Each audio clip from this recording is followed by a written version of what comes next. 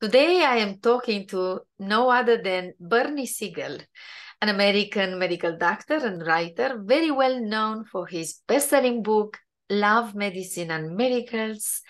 Hello, Bernie, and thank you so much for joining us on the podcast. No, it was meant to be. I'm supposed to be here. Thank you so much. So, Bernie, you don't need much introduction, but I'm going to say just a few words. You've written a good number of books. You've appeared on some really interesting movies and films. You are the founder of the Exceptional Care Patients nonprofit organization. Tell us a little bit about you. How was your journey in life so far? How was my journey? It is, I'd say, interesting, mystical. I mean, I really feel I know more about life than most people because what I've been through.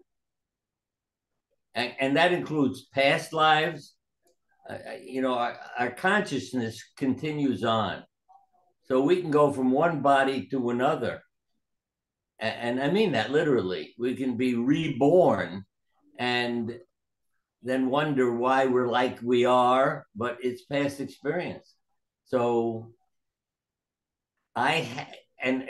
when some of this came to me, it's not because I was looking for it, but I always remember I was on the phone one day with one of my patients, and I said to her, I'm very busy. I can't keep talking. And she said, "Why are you living this life?" And I went into a trance. And I said to her, "Oh my God." She said, "I didn't mean to upset you." I said, "Not you.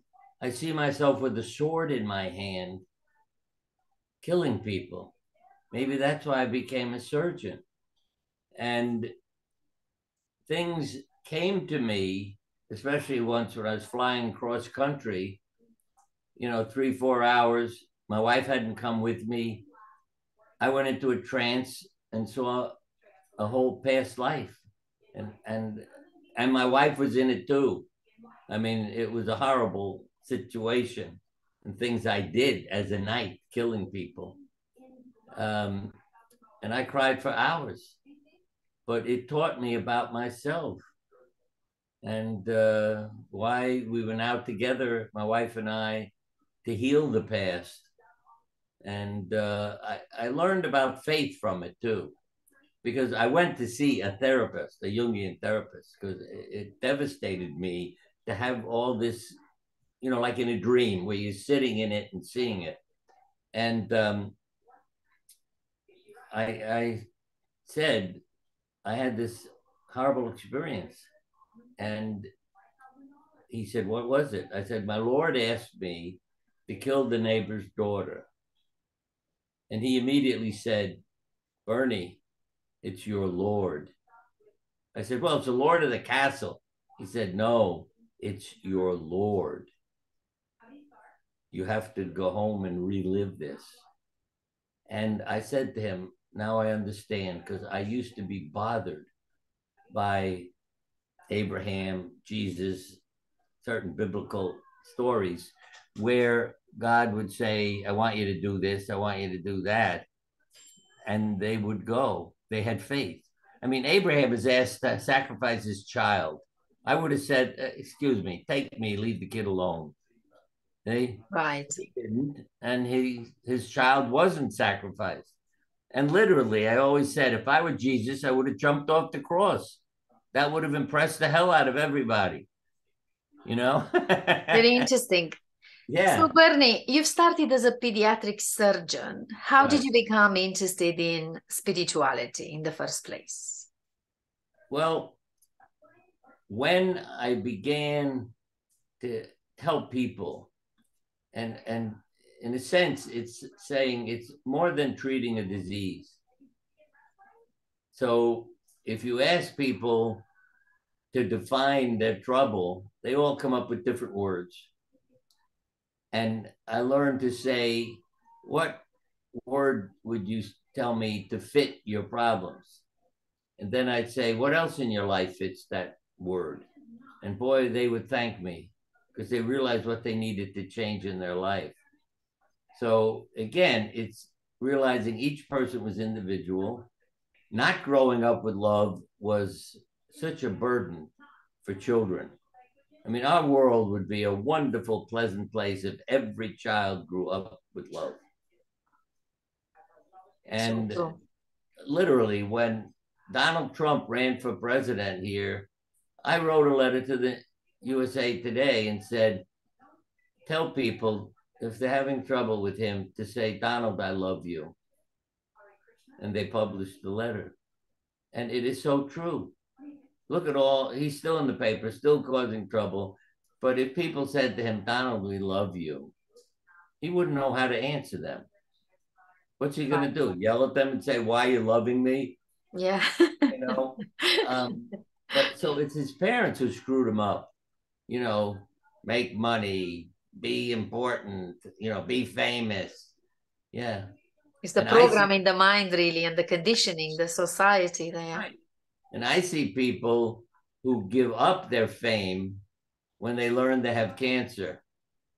As one man, he said, I always wanted to be a violinist. I've learned I have cancer, not long to live.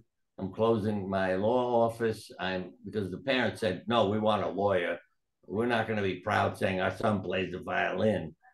So he got a job in an orchestra and his cancer disappeared. Okay? And that's what I found about the individual.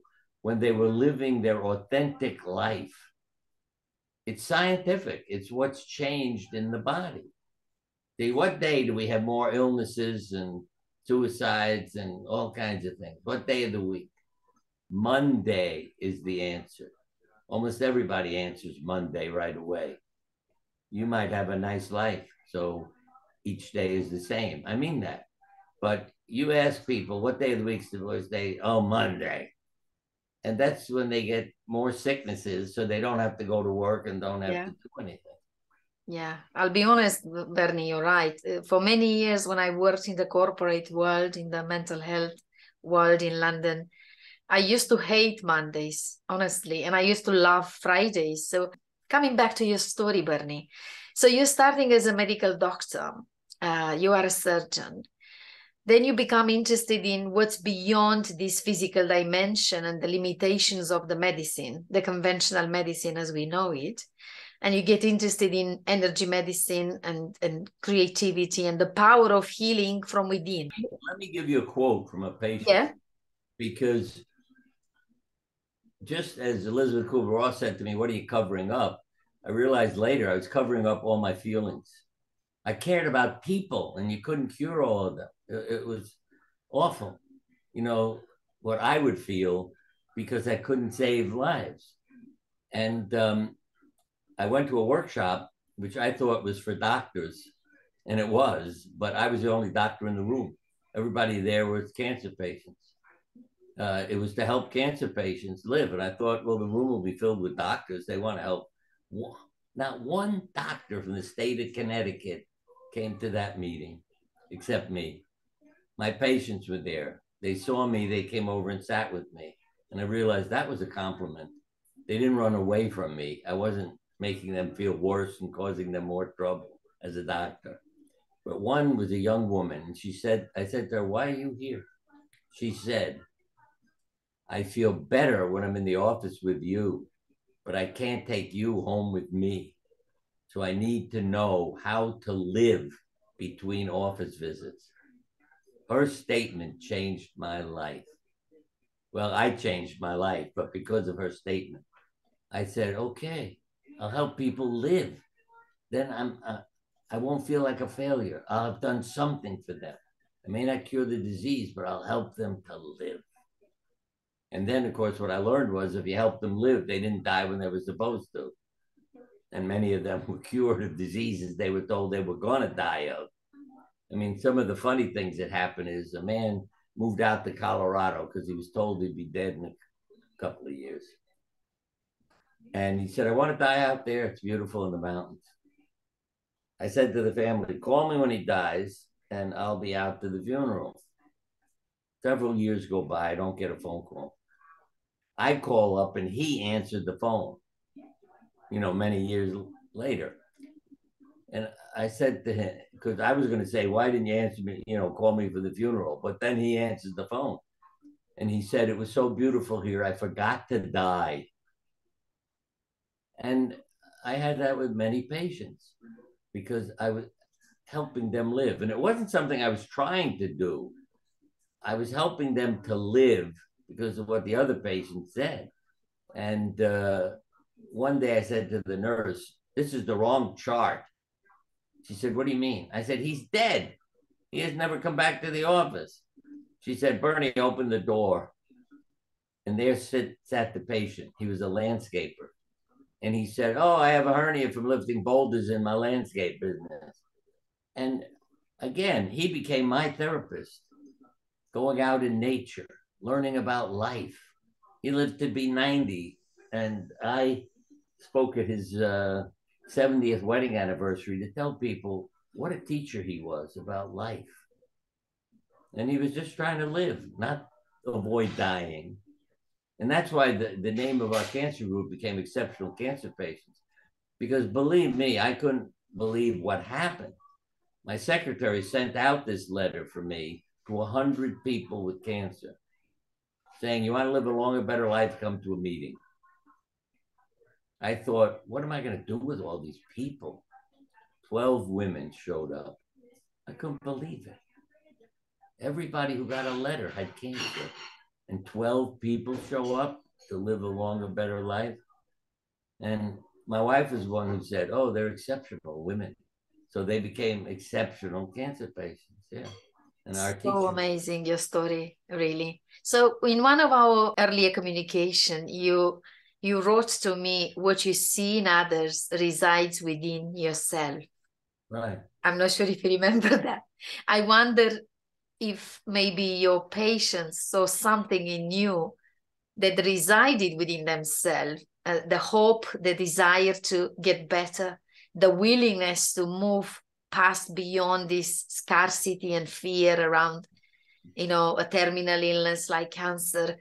So No, that's a very good point. Yeah. yeah, so what are your thoughts on this? What did you bring in people's lives? And because you're a legend now, I mean, I think you are one of the first doctors to really challenge the conventional medical system and work in a more holistic way, encourage patients to find healing within themselves, Yeah, I not think just rely on the medical system. so, that I gave them hope, that they're not a statistic. Oh, one of the best ways of describing it in Solzhenitsyn's book, Cancer War, I'll mention his words in a minute, but what the doctors call it if you get well when you're not supposed to, a spontaneous remission. But it's not. See, like that landscaper who didn't die. Was he just lucky? No, he was busy living. He wasn't trying not to die. He went home to enjoy his life, and his body got the message, and the disease goes away. And Solzhenitsyn says in the book, one of the men comes into the ward and says, oh, look, I found this book in the medical library. It says here there are cases of self-induced healing. They not treatment, but healing. And it was as though self-induced healing flooded out of the great open book like a rainbow-colored butterfly. When I read that, I knew he's an author, but he knows what I'm talking about because he had cancer. Why a rainbow-colored butterfly? What's the butterfly a symbol of? Transformation. It breaks out of a cocoon, spreads its wings, and survives. And I'd say that's what you're doing. It's not a spontaneous remission. You've learned you have cancer, what's going to happen, but you don't go home, lie down, and die. You bust out of that. You transform your life, and your body responds. That's why I have stories I can tell forever. You're told you're going to die. You have a neurological disease. The woman said, Bernie, when I was a kid, I had polio and part of my body muscles have wasted away and never come back. And I just don't like my body. but I don't want to die not liking my body. So she said, I'm going to go home, put up a big mirror, lie down naked in front of it, and start loving my body.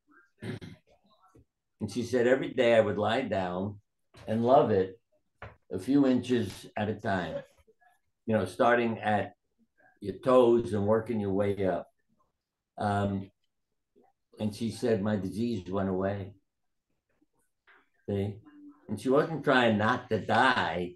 She was trying to love her body before she died. And so I take times now, and I mean it, when I love my body. My way of doing it is often at night when I get into bed, I'll fill my heart with love and let the heart pump it out to the rest of the body. And it feels so good. I mean, you really feel a change in your body when you're loving it. Yeah. Absolutely. It sounds so inspiring. So what you've learned through researching for your book, Love, Medicine and Miracles, and what is its essence? If you could maybe share with our watchers and listeners, what is at the core of your findings? When you talk about loving yourself, when you talk about medicine and miracles. The word I was going to use instead of love, it's living an authentic life, not the one imposed upon you. And let me give you an example. I'm in heavy traffic in the summertime on Cape Cod. And the car behind me has a teenager in it and his girlfriend. And he's screaming and cursing because of the traffic. And it's like, it's my fault. I even said to a policeman, I said, would you tell him to be quiet? It's not my job. I couldn't believe a policeman would say that he couldn't go over to the kid and say, quiet down. I get out of my car with our kids all yelling. They're used to it though. Dad, he could have a gun. Dad, he could have a gun. Because they know I went up to many people who were wild, in the streets and shopping places. And my kids would say, stop, they could have a gun, don't go. And I would go. I went to this kid. His window was halfway down. I said, I want to tell you something. I love you. I'm sorry your parents don't. What do you think he did? He started crying? He stopped screaming, made a U-turn, and drove away. I'm sure he drove home to talk to his parents. And that's in one of my books, 365 Prescriptions for the Soul. That's where you have a different message every day. But I reread my own books. And when I reread that book and came across that story, it really was like somebody went in my heart, because it is so true. I've talked to violent people. I don't know if they had guns or not. I can't answer that. But they were in public places screaming and yelling. And I'd walk over and say, I want you to know I love you. I'm sorry your parents didn't. And they always stopped and walked away. And the people standing around who were scared to death of these, would come over to me and say, oh my God, thank you. Thank you. You've taught me something. Thank you. Yeah. Because they heard me say, I want you to know I love you. And the guys would quiet down and walk away.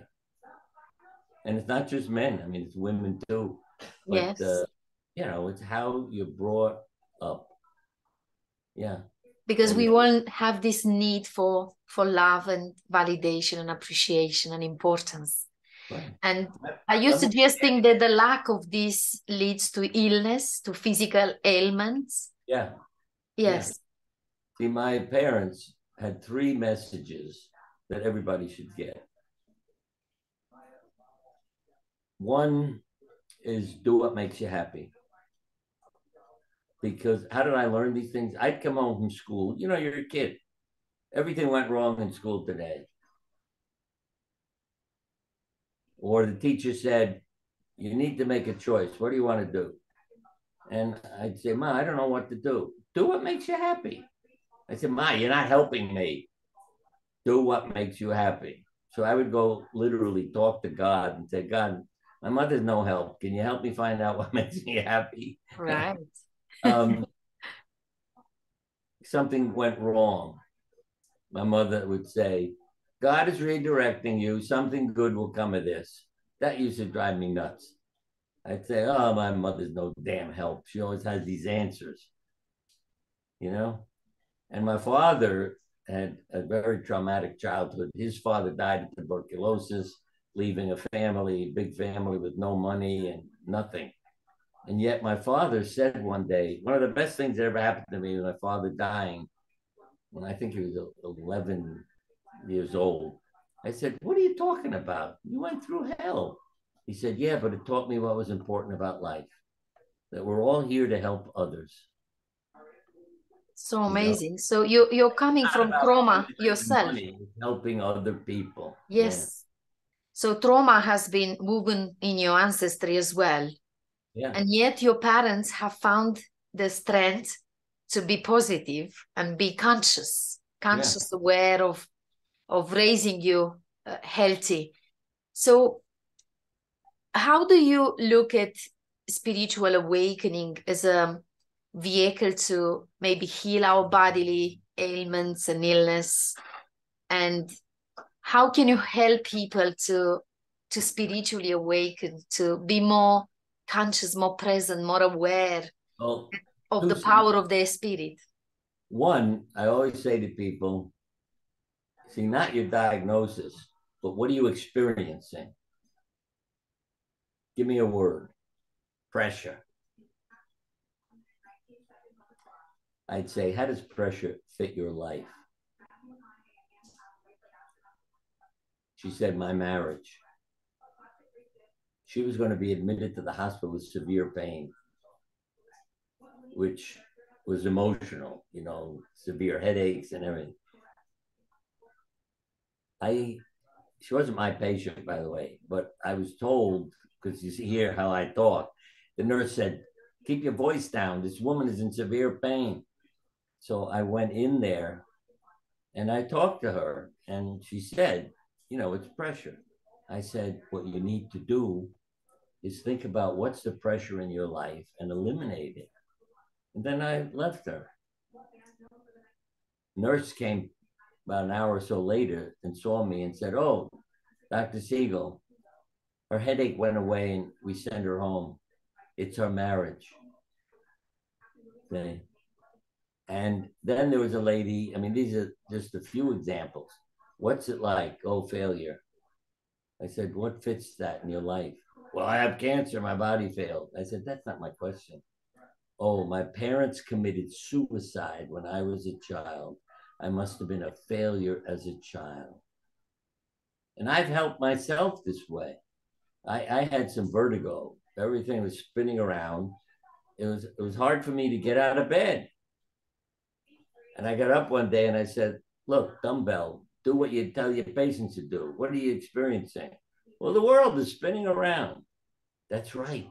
You're going all over the planet. You're doing too many damn things, and your body is teaching you to take it easy. Stop this. You're overdoing it. So I started making a schedule and resting and not trying to save every life everywhere on the planet. And it all went away. But I thought it was so fascinating. The world is spinning around. And I had been to every state in the United States, to multiple foreign countries. And, you know, you're always jumping on an airplane. If you looked at my calendar, there wasn't a day that I wasn't going somewhere or doing something. And as soon as I stopped and got my life together, the symptoms all went away. So how did you manage to connect with this wisdom within yourself? How did you manage that? Well, I think two things. One, I had faith in it, that it's in all of us, this inner wisdom. The drawings help too, because they're the universal language. You know, it's like you have a dream. If your brain and your psyche want you to deal with something, you dream about it. Yes. And then you interpret it. And doing a drawing is the same thing. It's like that dream. If I say to you, draw your home and family, I did that with a lot of children that I took care of. I could show it to the parents and say, look how your child feels. And other doctors thought I was nuts. But then they saw the truth in these drawings, and they made a coloring book in the operating room, printed out. So when the child came in, here, color this in before we'd operate, because it would show us anything we need to know about or worry about. I'll just give you an example. On the front page, it said, you will meet an anesthesiologist. He's wearing an outfit that looks like green pajamas. The kid drew him in red. When I saw that, I said, turn to the last page, because if he draws himself there in purple, the spiritual color, he's telling us that he's going to die, and I'm not going to carry out this operation. And the anesthesiologist said, Bernie, you're right.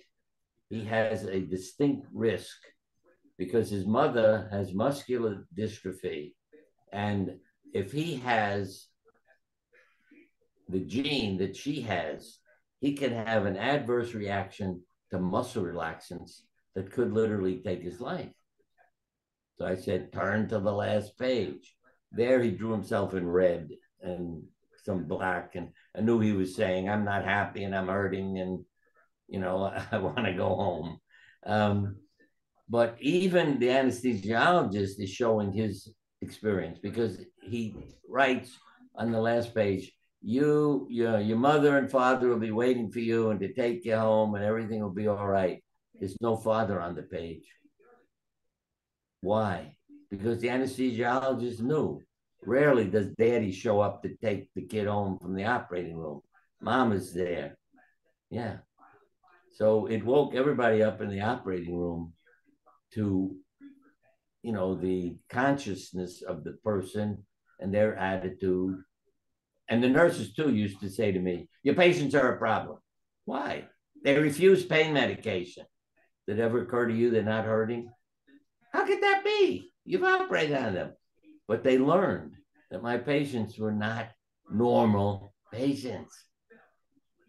And that it wasn't that they're stupid or dumb or I was lying to them. It's how they felt about me and their surgery. Something they were empowered to do. Because if I had people in the office and said, draw yourself in the operating room, and it was a black box with nobody there to take care of you, I'd say, don't have surgery. And literally, I'm not making up these drawings. Some people drew chemotherapy as the devil giving me poison. I said, if that's what you're going to do, don't go. And I could reprogram them by having them visualize it more positively. And one lady drew God as the source of her chemotherapy. Like the IV was coming out of God, flowing down into her. And I said, you don't have to worry. Go ahead. Yeah. I find it fascinating how you worked with patients for decades and decades in a very unconventional way, whilst obviously doing your profession as a surgeon, but at the same time engaging with them at a very deep level beyond the physicality, beyond their physical illness, connecting with their souls and allowing them somehow to reconnect with themselves and find healing within themselves. Yeah. You use the word consciousness earlier on. What is consciousness in your view, Bernie? Don't let me forget to tell you what a BD is. Okay? Right. BD. When we're done.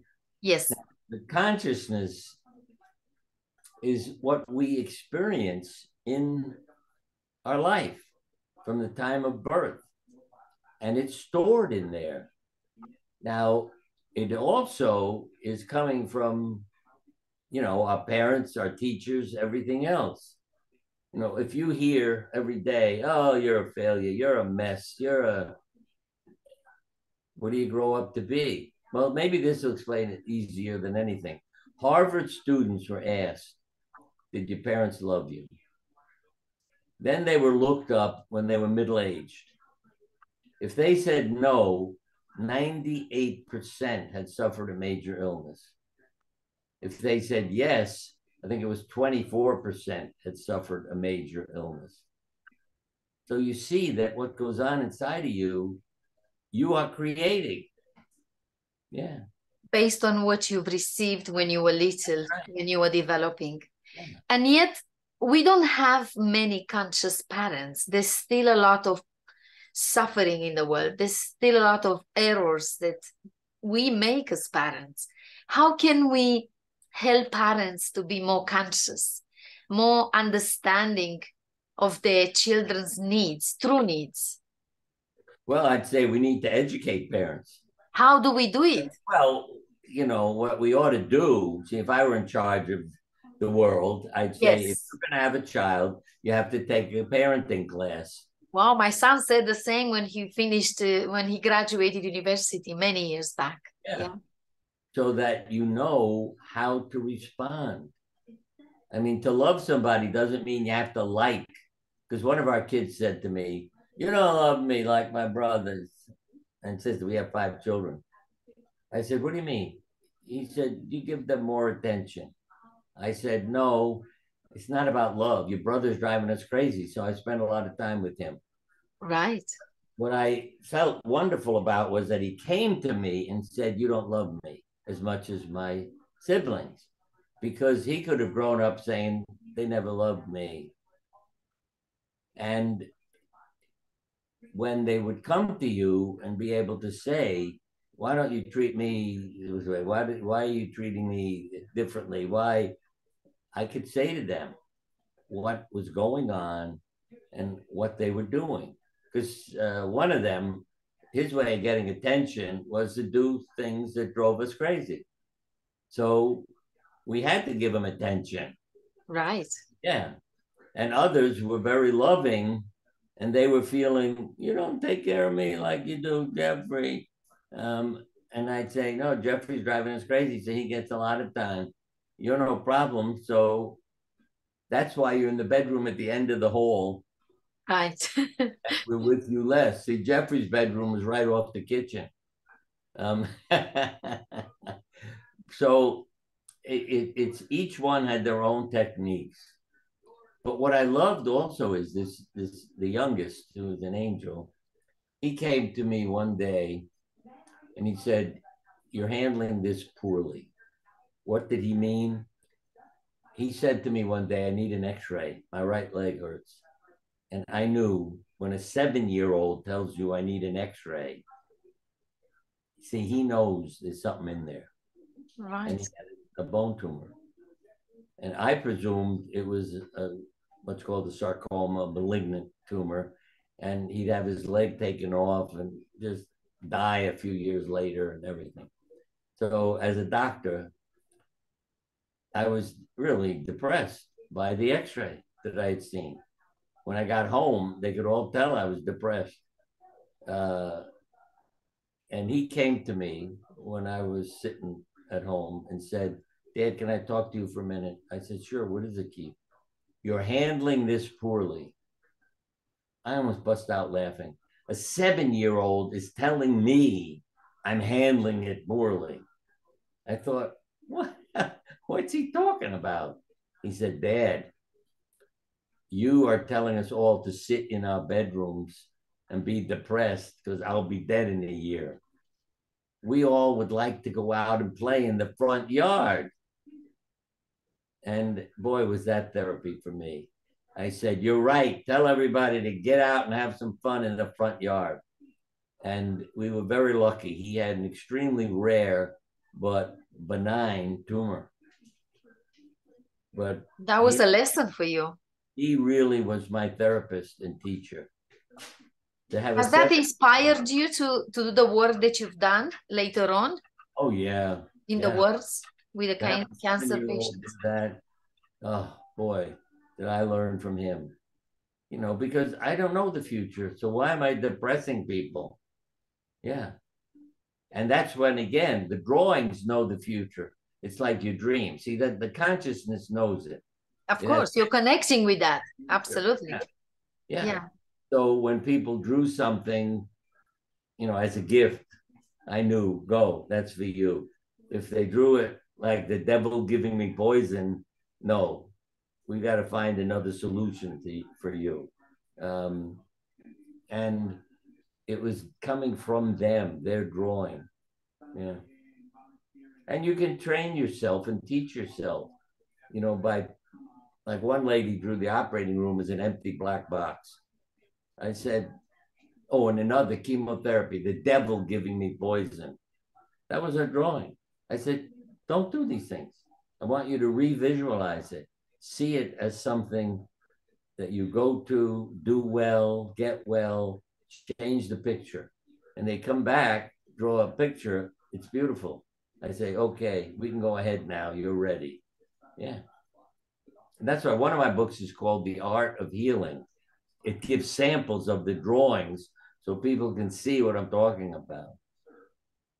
Fantastic books you've written. People are, I'm not an artist. They're so afraid of failing everything.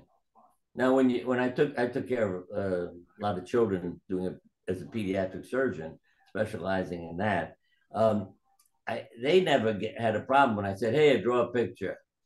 You know, they're not thinking, oh, he'll judge me. But when you say to an adult, draw a picture. And let me tell you, one of the things that shocked me the most, what do you think doctors leave out of their drawing when you say, draw yourself working as a doctor?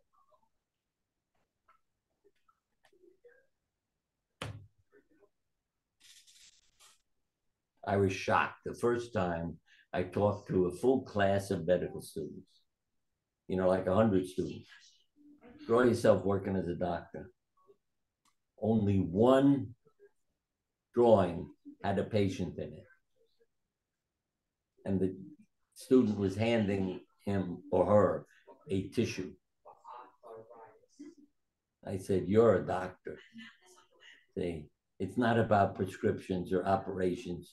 You're handing her a tissue. She was sitting in a wheelchair. All the others had themselves sitting behind a desk with their diploma on the wall. No people. And some even had no people at all in the picture. I mean, they showed equipment. You know, it's like a pile of equipment of all kinds, stethoscopes, x-ray machines, everything. That was what it was to them, a mechanical event. And it taught me, again, how to be a doctor and to teach doctors.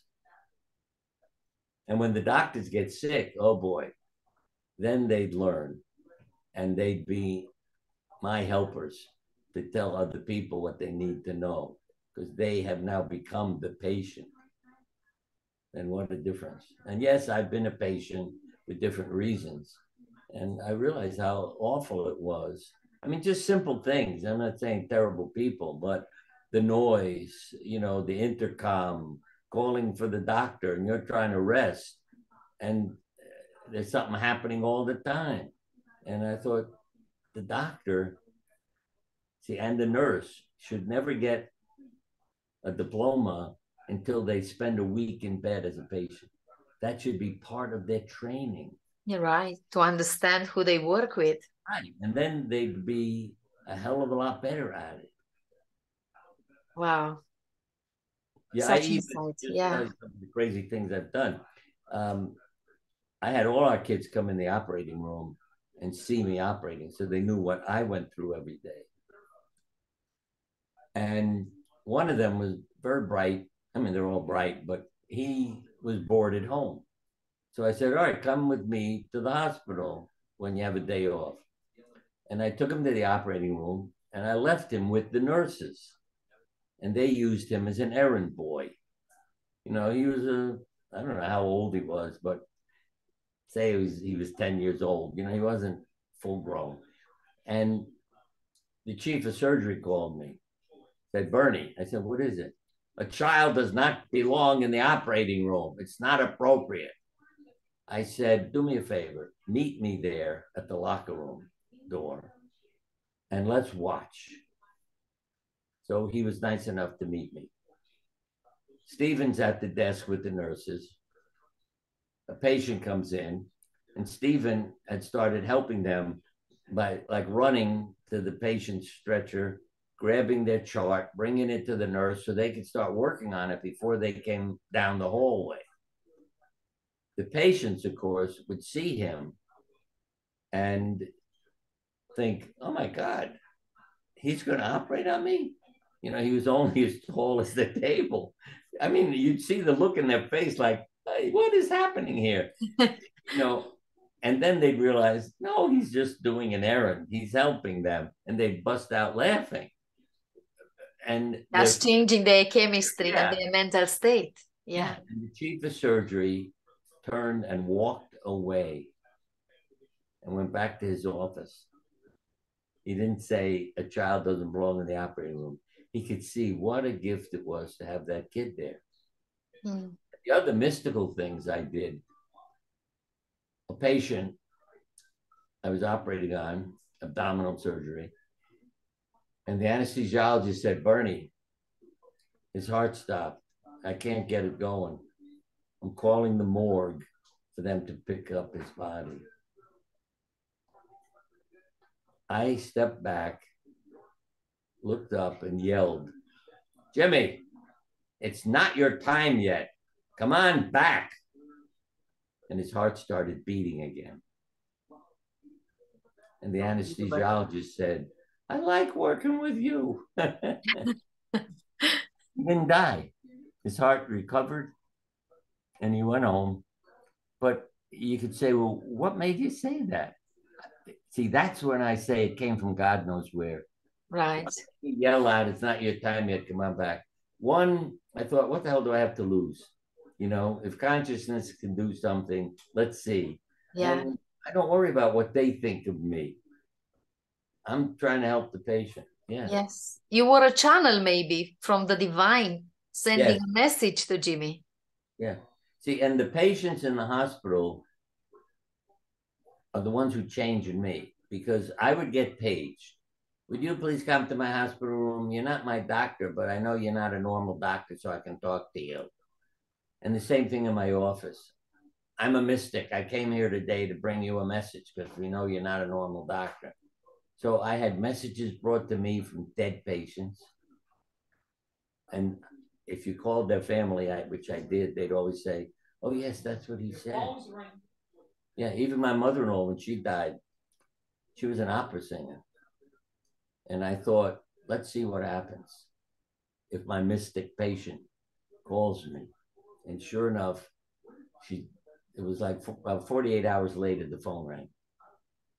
And my mystic patient said, Bernie, I received a message from a lovely lady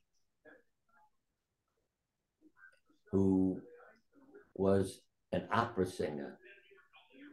And she told me, well, this was about when my wife died. Your wife is fine. She's back with the family. Everything's all right. And the mystic didn't know my mother-in-law was an opera singer. Why would she say it? And so I knew my wife was fine. And also when she told me about the mystic, you know, and she again didn't know who she was, but she had just died.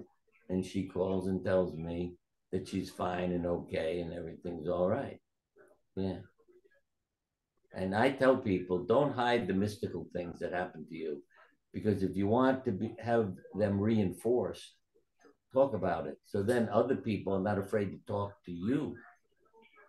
See, they're likely to come up to me and say, oh, let me tell you what happened to my family. But if I'm saying, oh, that's crazy, I can't believe that, they're not going to come up to me and tell me because they don't want to be told you're crazy. Yeah. Yeah.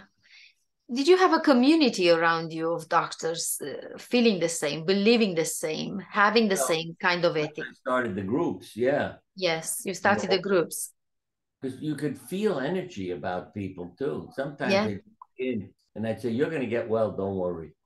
They'd look at me like, what are you, crazy? But I'd feel this aura about them. See, So and are even you trained? Are you trained in energy medicine, or you're just feeling no, it? It's no, innate. It's I innate in you. feel it. Yeah, I mean, there was something around them that you could feel, and I wasn't the only one. And then there were others who came in the room who felt empty, and I knew they're not going to do well if we don't get Yeah. something going here. Um, oh, what was I going to say? Something I can't remember now, but It will come back. it, yeah, because it was the opposite of I don't know doing well, but you could tell, as I say, when people came into the office, what their future was. I mean, I can't say I did it with every patient, but some, when they came in, you felt the office fill up with energy. Others came in, you felt it sucked out. Yes. And I would talk to them about it, not to depress them, but to enhance how they could refill their life with energy and go on. Yeah, see that again, it wasn't about not dying, it was about living.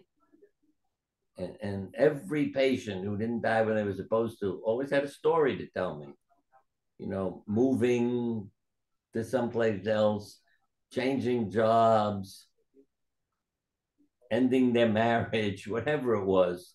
Uh, they did what made them happy and then noticed, oh, I didn't die when I was supposed to. Yeah, because your body was now happy and Yes. different chemistry inside. Yes. They were connected with their true self, wasn't it? With their Right. soul, and the soul helped them Yeah. heal within. Yeah, it's being your authentic self. They didn't Yes. become who mommy and daddy wanted them to be. Yes. That's why Yes. when the lawyer learned, oh, I have cancer, and closed his office and picked up a violin and got a job in an orchestra, which is what he wanted to do. But his parents, like with Trump, we can't be proud of a violinist. We want to say our son, the lawyer. And his cancer went away and he's playing a violin. Mm. See, that's the rainbow colored butterfly. He busts out of the law office and becomes a violinist and survives. And the rainbow is your life in order. They, so that's why those symbols are so meaningful. So wonderful. So in a way, we get programmed and conditioned by this world, and we follow what we've been directed to follow in life, Right. somehow disconnected from our spirit, from who we really are, from our authentic self. And Right. that makes us unhappy. And at the same time, it makes us heal. And this illness comes as an opportunity to reconnect back with our true self. It did happen to me when I've gone through my triple negative breast cancer journey years back. It's been a blessing in the end. It helped me tremendously to come back to my roots, come back home. And we see this happening often. I see this happening often around me in my work, in my social circles as well. How can we help people to become aware of this sooner than getting ill or feeling somehow being faced with this terrible illness like cancer or something similar?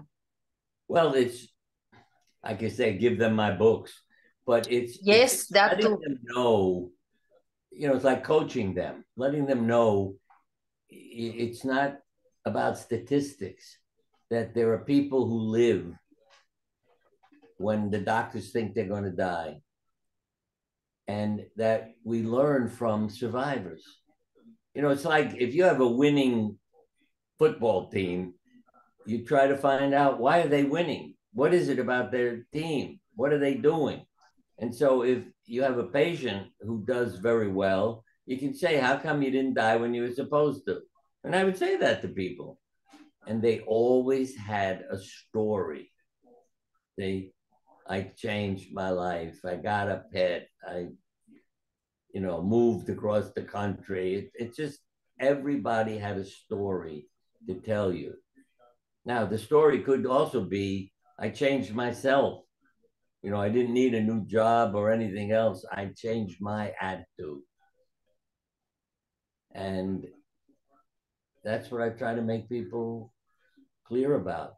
See, when I came back from that weekend workshop where the woman said, I need to know how to live between office visits, I walked into the office and one of my partners, who was a very intuitive guy, yelled at me, "You're gone."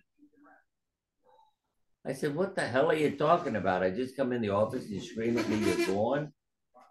He said, "You're not the same person you were on Friday when you went to the workshop." And I agreed with him. But to me, it was amazing. He was seeing something in me, whether it was energy or who the hell knows. But I never forget him screaming, "You're gone."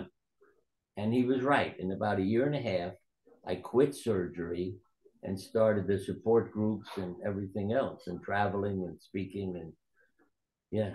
And I never would have written a book either. You want to get mystical? I have 1 C in 4 years of college in creative writing. Mm-hmm. So when I would go around lecturing, people finally would say to me, "Why don't you write a book? You could help more people." I said, "I don't know how to write. So I'm not going to write a book. I never planned to write a book." And one guy came up to me one day. He said, "Look, I've got some people who could write the book for you if you give them the material. So you can really help people." So I went home and I didn't write. I talked like I'm talking to you, but I recorded it. And I mean, I don't know how many weeks I just kept talking and talking and talking. And then I gave it to them and they wrote the book, Love, Medicine, and Miracles. See, it says edited by and so forth on it. Right. And if that guy hadn't come up to me and said that, I never would have written a book. Is this your true calling, teaching others, sharing this wisdom? Yeah. Yes. See, the other thing I know is, this is a whole different aspect of it. I'm out lecturing all around the world, and I realized one day, I'm not giving the lectures. I'm not paying attention to my notes. I'm just standing here talking. It's like, where's that coming from? One day, a young lady came up to me and said, "There was a man standing in front of you while you were giving your lecture. I drew his picture for you. His name is George. That's my angel. I met him in a meditation at a workshop. They said, take a walk on a path and you'll meet somebody who'll be your inner guide." And this fellow came up, said, "Hello, my name is George," which was very disappointing for me. I thought, well, maybe Jesus will come, somebody who can really help me. But I knew what he looked like.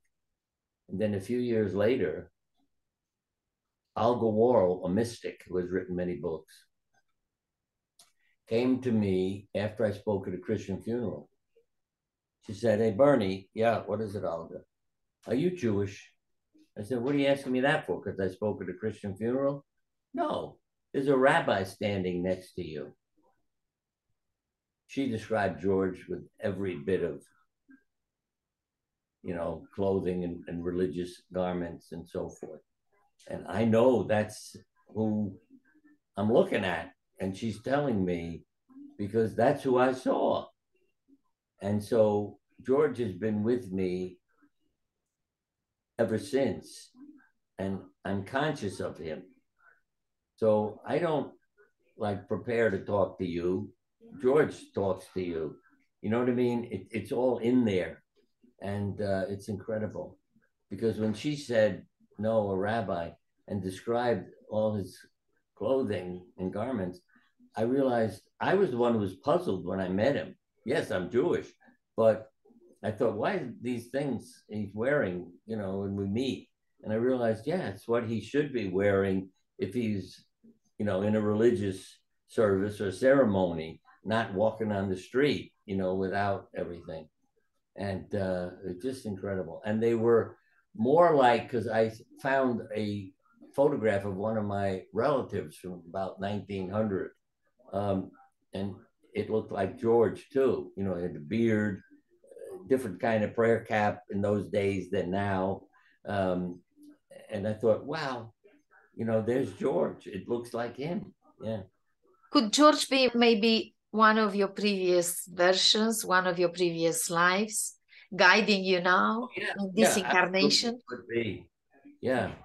And because he talks to me, and I didn't know it at first. I was hearing voices in my life, and I didn't know where it's coming from, but it was very helpful.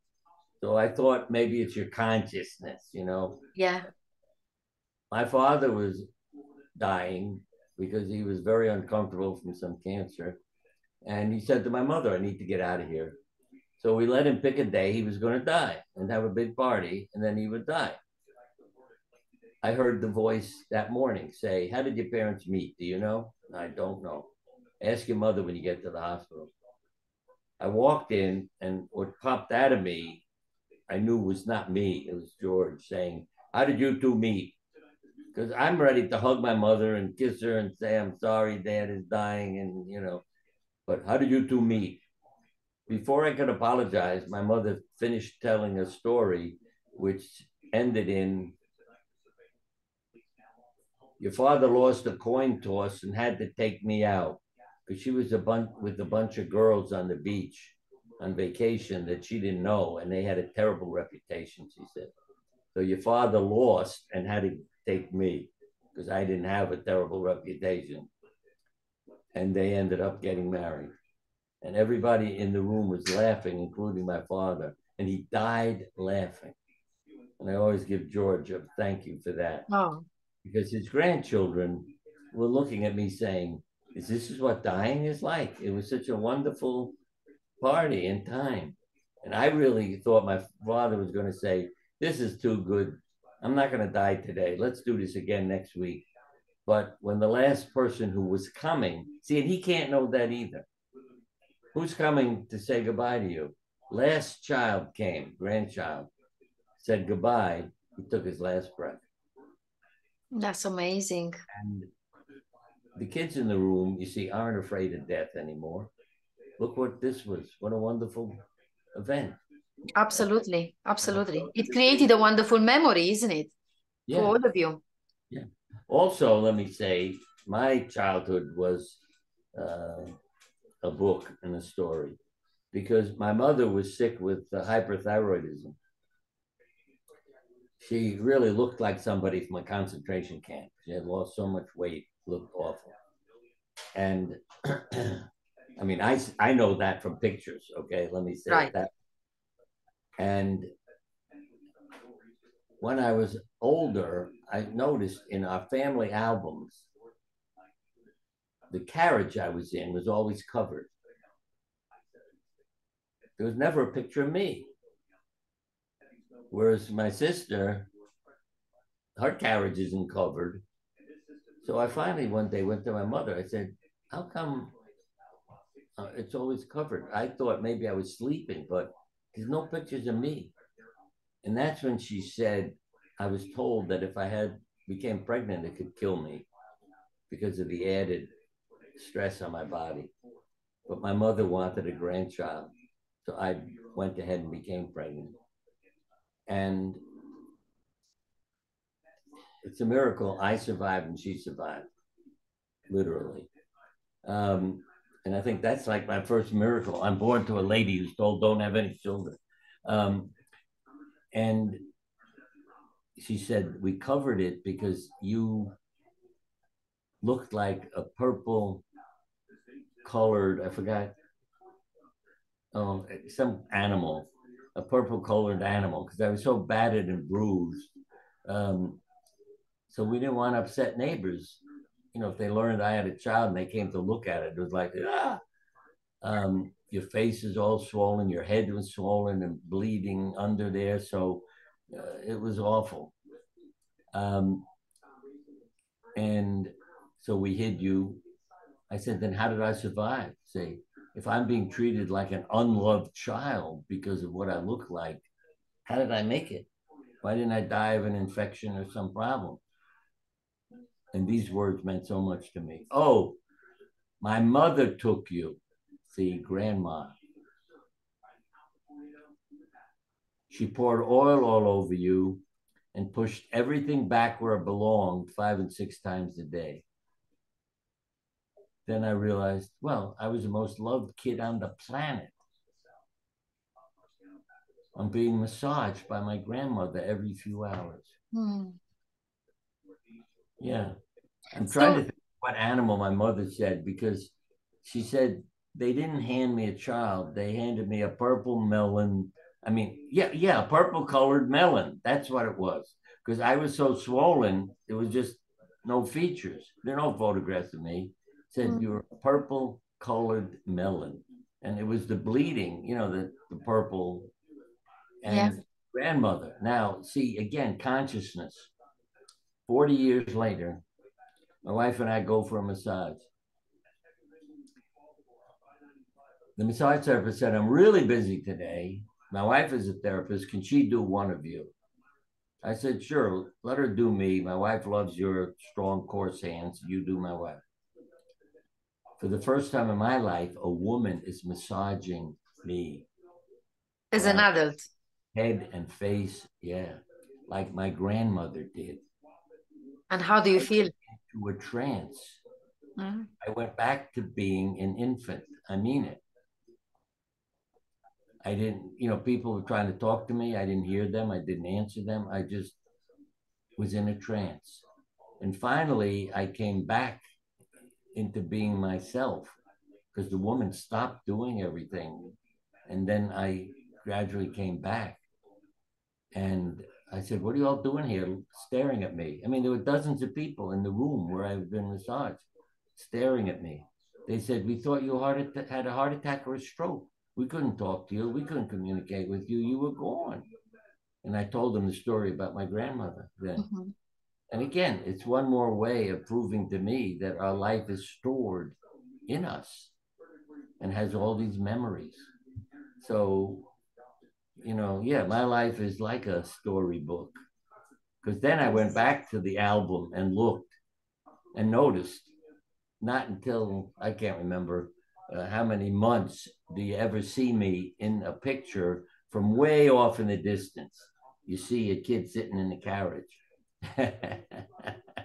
And yeah, and then I knew why there were no close-ups of me because of what I looked like. It But it's a scared revealing story in a way. It says the message because you had the love of your grandmother. It's her. the transfer of oxytocin in a way, that helps you feel better and change within. And then you're connecting when you're 40, you're connecting with that time to do the healing that you needed when you were younger, wasn't it? And create that link between. I feel that everything you share is so amazing. To feel loved, um, just all those things make such a difference. And that's why Yes. even with organ transplants, memories go. And see, that's the consciousness. The woman, as I said, had a heart lung transplant. She pays me to come to her room because everybody thinks she's crazy. She had a dream. Who talks to her in the dream?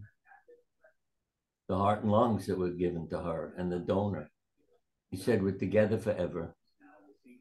Those are his words. And she rode a motorcycle. She did a lot of things. And one night he said, we're together forever. This is my name. So we went through the obituaries in Connecticut and found his name and got in touch with the family. And they said, yes, it's his heart and lungs that are in her. And he loved motorcycle riding and he died in a motorcycle accident. And all the changes in her life were so obvious that, as I said, she wrote a book called The Change of Heart by Claire Sylvia. You can't deny what happened. So all that is within you. And that's It why I say is. love yourself, love your body. Yes, love yourself, and your body responds. Have you always loved yourself? What was your relationship with love when you were little? I wish I were taller and handsomer and things like that. Yeah, I always wished I was 3 or 4 inches taller. Yeah, Same here. I'm short as well. but those weren't terrible things. And I had loving grandparents and loving parents. So, not being taller didn't amount to a terrible thing. Yeah. And your relationship with happiness, have you been happy when you were little and throughout life? Yeah, I'd say I was a normal child. That meaning that I'm sure there were days I didn't feel happy. My sister drove me crazy because it wasn't unhappy. It was just the stress. I had to get her to school. See, I was almost 5 years older, and she was a devil. And so she would taunt me and tease me and run out in busy streets because we had one street where you had 4 lanes, trolley cars, buses, and a elevated elevated train above it. In New And, York, right? yeah, in Brooklyn, New York. And it was hell trying to get across that street for kids. They're coming from all directions. And my sister would taunt me by running out into the traffic, not to be crazy, but she would say, oh, if there was a place, an empty space, she'd dart, and I would be scared because if something happened to her, I'm going to get the blame. So I finally trained her to go up into this train station, across and down the other side. You're not going across that street. Um, and so, yeah, I had to put up with a lot of things with her, and she was about 4 or 5 years younger. But I had wonderful grandparents, wonderful parents, and so that I knew I was loved, even if I didn't like what they were doing. I knew they loved me, and so I could share and talk, and also spiritually. My grandfather taught Judaism in Russia, and the Cossacks literally used to try to kill him every time he came out of his house. So he left there with his family to come to the United States to save their lives. So he was my religious teacher. That's why religion has always been very different for me. It's not going to some church or synagogue and on certain days you do this, on another day you do this, and all that. It was about life and spirituality and God. And I would sit with my grandfather every evening and study religion. But it was him who was giving me a different perspective. The thing that was pressure for me, when it came time for my bar mitzvah, he gave me a speech to deliver. So he didn't say to me, what would you like to say or talk to people about? He said, here, you're to give this speech when you get Do you bar mitzvah. remember that? Do you remember what that was? Well, it was incredible pressure because it was this,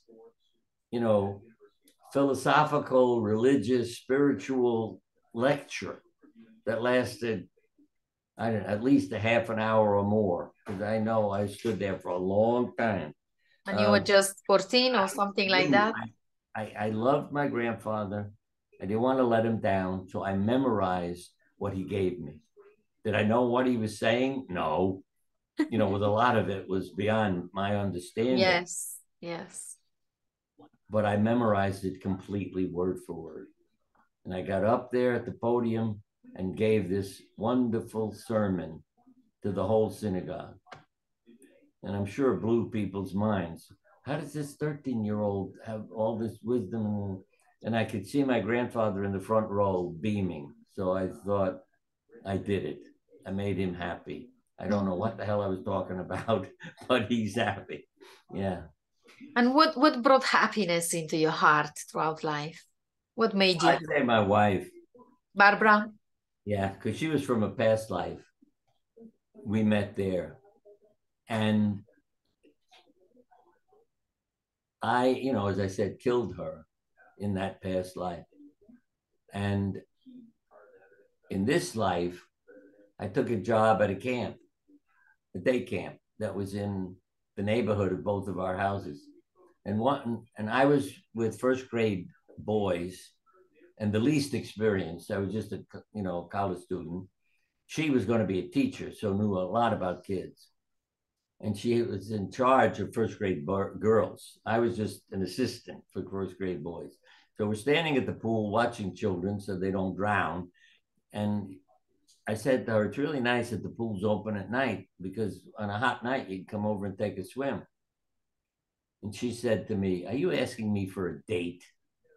And I wasn't, because she's so pretty. I mean, I wouldn't ever have bothered to ask her for a date, because I thought I'd be rejected. Um, and I said, "Yes, yes, I'm asking you for a date." I thought, what do I have to lose? So she said, all right, I'll go out with you tonight. And you lived for 64 years together. And when I went to her house, the funny part was I learned then she's never on time. So we couldn't go to the pool because it was closing. So we went and sat in a club and talked for hours and just bonded together. Yeah. And you've been together for 64 years, right? Yeah. Yeah. And you raised five beautiful children. Yeah. She died peacefully and quietly in the bedroom, sleeping. That was the hard part. See, I mean, I could tell you more stories now. I went in to wake her up. And when I took her hand, it was so cold. I knew she had died during the night. And oh, I felt a pain in my heart that was incredible. And that was not a surprise to me. And I developed an arrhythmia 9 months later. Went to the hospital. And this was mystical. My wife is born on 9/9. We were married on 7/11. I began to find a dime and a penny after she died in all kinds of crazy places where nobody would have dimes and pennies. Literally under the mattress, out in the street when you're walking the dog, all kinds of it. So what is this about? This is about her still communicating with me. Uh-huh. I went to the emergency room, and why I mentioned the 9/9. I walked in the emergency room and somebody yelled, "Put him in room 9."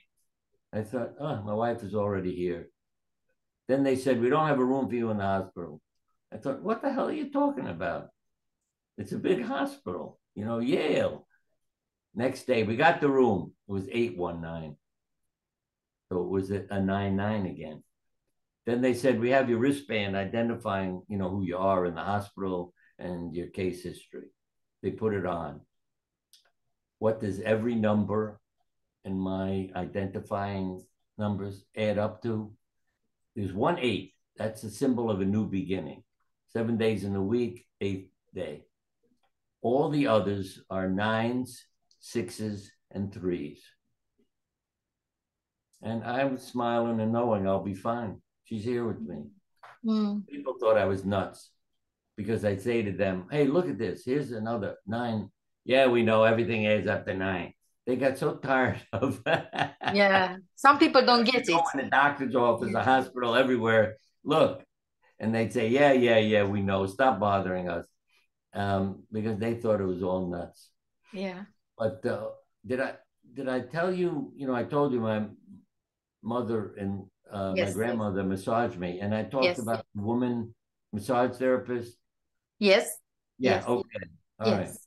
Yes. I can't remember So which story how that. does it feel for you, Bernie, when you come in touch with people, they don't get you, don't understand what you're talking about? They are not spiritual, they are just stuck in their minds. How Well, do you how do I you cope with this? talking, and I tell people not to be afraid to share it, and then you'll meet other people who have had similar experiences. Because there's a New York magazine around here somewhere from years ago, headline on the front of the magazine: interview with the controversial Dr. Bernie Siegel. See? And that bothered me because the guy who interviewed me, complained about everything I said. See? They couldn't feel you, they I couldn't thought it get was you. so funny because my mother read the article and said, "Oh, wonderful article about you in the magazine." I said, "Mom, did you read it?" All he's doing is criticizing me page after page. "Oh no, it was wonderful." So that I had to laugh at, to see what your attitude does. But the attitude towards me was all this controversy. Yeah, because even at Yale, I spoke at some meetings and things, and there's a poem, I think it's called Miss G. in which this woman develops cancer. And part of the poem says, cancer's a funny thing.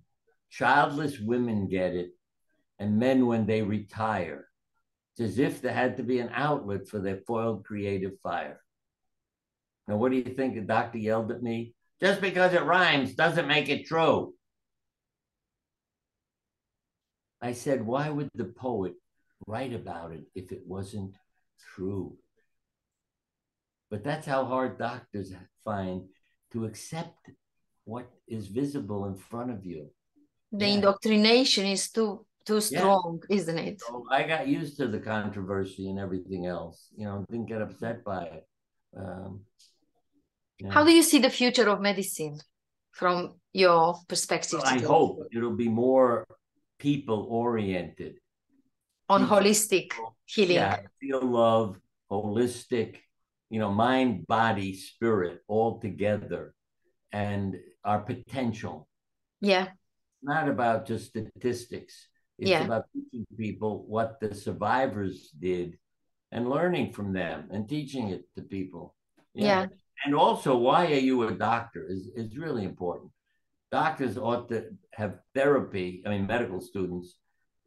Why are you a doctor? Okay? I mean, because your parents said they want a doctor. Is this something you really would like? And how they feel about people and everything else. So I had a sense of humor. I didn't mind acting silly in the office, and people could relax with me. I was always saying that I lied to my patients, and our kids would say, "Dad, why are you lying to them?" I said, so they feel better, because I did, as I said, a lot of children's surgery. So if you told them, don't worry, you won't feel the needle. I'm going to rub your arm with this new alcohol sponge, which numbs the skin. The needle, you won't feel it at all. And they would say to me, why don't the other doctors use it? 80% of them were anesthetized by my lies. So they already hypnotized. Yeah. Why don't the other doctors do this?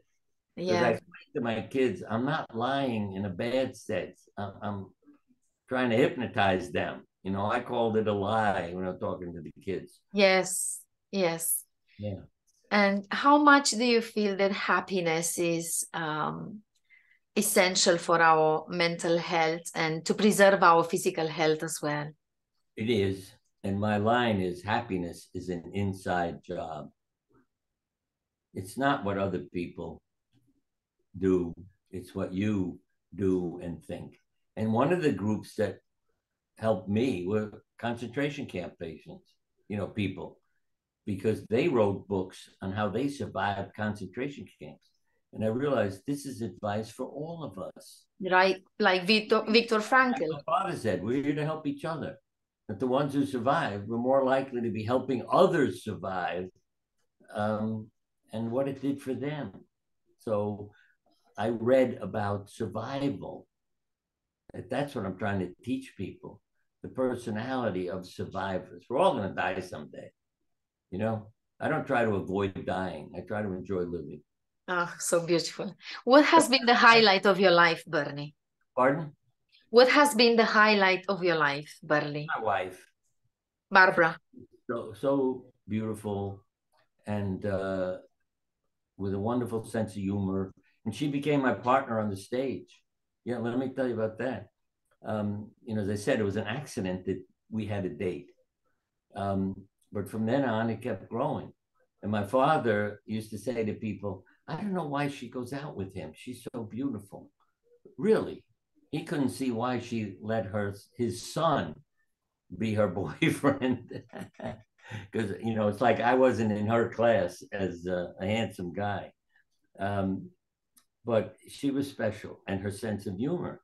So she would get on the stage. She had a list of 100 jokes, one-liners, and would run through them and all memorized. I could never understand how she memorized them. I had the list typed out. So if she ever got distracted by somebody, I could just say the next line. Boom, she'd go back in a trance again. and start all the jokes. And more people, see, that was another lesson for me. More people thanked her about their laughter than came up to me and said, "Thank you for your lecture." Right. Yeah. And I realized how important that was to She people. brought joy into your life. Yeah. From what Yeah. you described, Barbara. And one, I tell people, because this really happened, I'm sitting right next to where it happened. She said this to me. I was very angry about something. I don't know what, but I'm yelling in the kitchen, really bellowing and how angry I am. And she said, and she's just standing there, look at me, perfectly relaxed. I said, "Do you hear me? You hear what I'm saying?" She said, "Yes. And you're so handsome when you're angry." And I busted out laughing. I mean, how many women tell their husbands, "You're so handsome when you're angry"? But Yes. that's how she would solve our problems. And then we'd both be laughing and together again. And I don't know, we were married way over 60 years, you know, just all together. And as I say, she's still with me. You know, with the numbers, one of the things that gets mystical, you have a clock in your bedroom, you know, the electric clock. I'll be lying there with my eyes closed and I feel her saying it's time to get up. I look at the clock. It's 9/9, her birthday. It's absolutely incredible how many times it comes to that. One day, let me see if I can get this. It's hard to remember the layout of all the numbers, but we have 5 children. And the way the numbers were that morning, it was 9/9, like the last 3 numbers. The first one was 5. I mean, not the first one. The number that did not fit in with the 9/9 was a 5, and we had 5 children. And I really felt that that morning she was saying to me, "Yeah, I love you," and the kids, and it was just, you know, it's so mystical and incredible. I can't even remember, you know, what it all was, but it was wonderful. And so I feel her presence all the time. And I painted, maybe we could close with this because it'll leave a smile as well. I painted 2 portraits, one of her, and I was painting her in an evening gown to make this gorgeous, you know, painting. And I didn't like it. And then she came home from a bike ride one day and I said, "Oh, that's you." Because she jumped off her bike.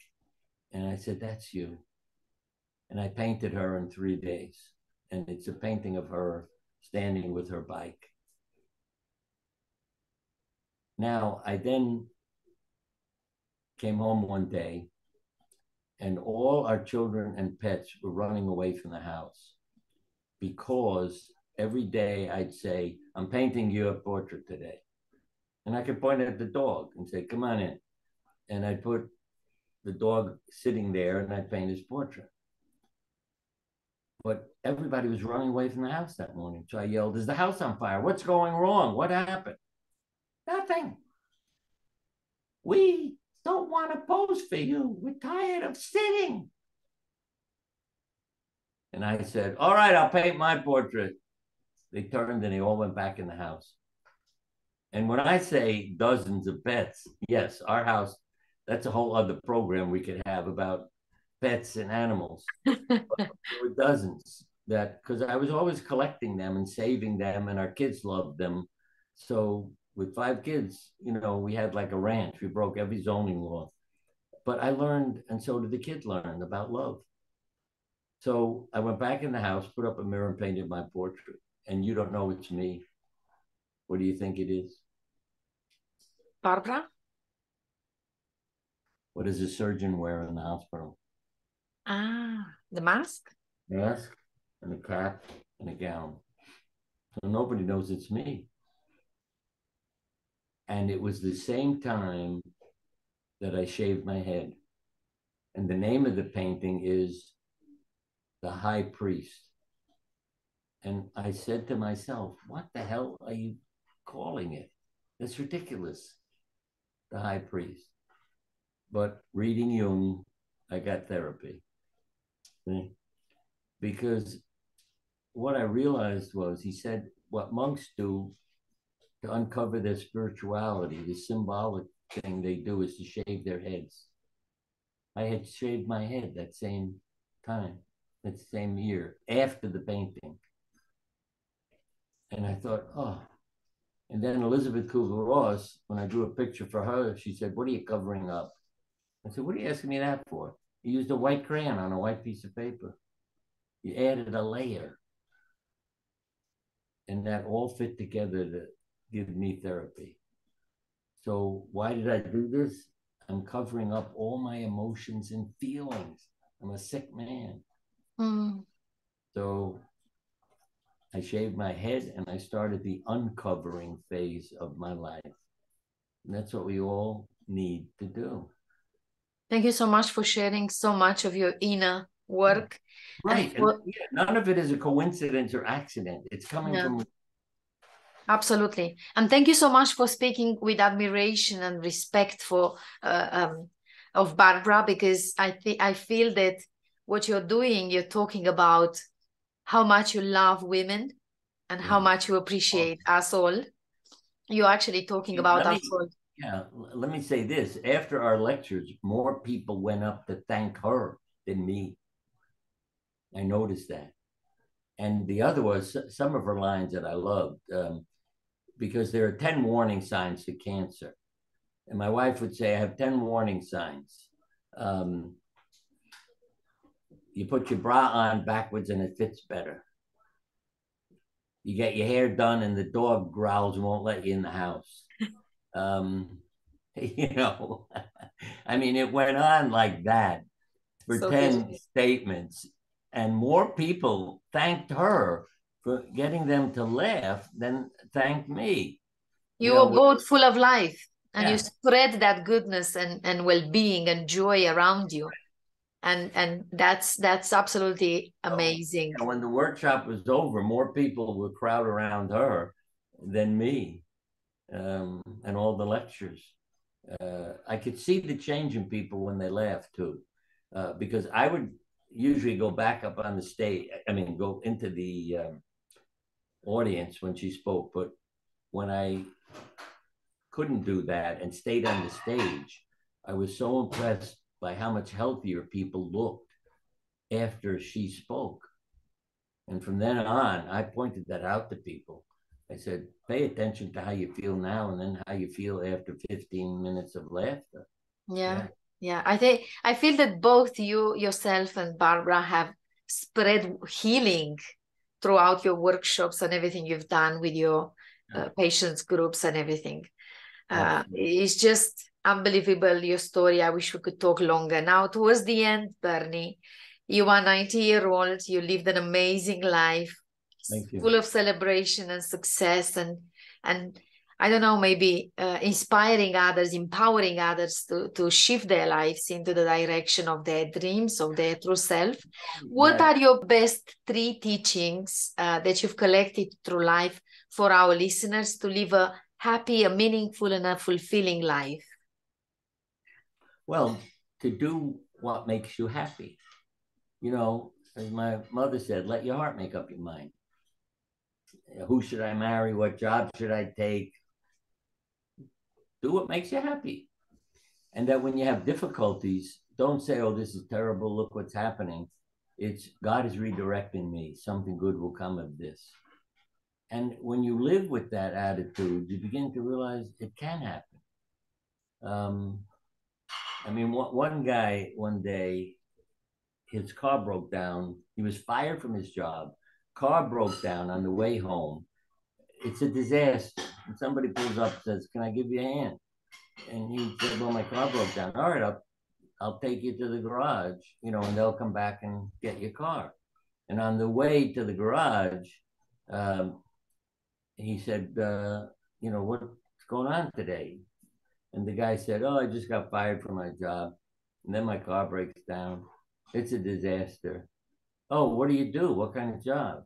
He tells him, and he said, oh, I'm looking for somebody who does that kind of work. I'll hire you. and the guy's got a job again. Why? Because his car broke down. And those are the kinds of things, that my parents were putting into me. Who knows what the future is, what will happen. So when you live in your heart, magic happens. Thank you so much. That's beautiful. I really appreciate your time and your wisdom. Thank you so much. In the name of all of the others that are now getting the chance to see you.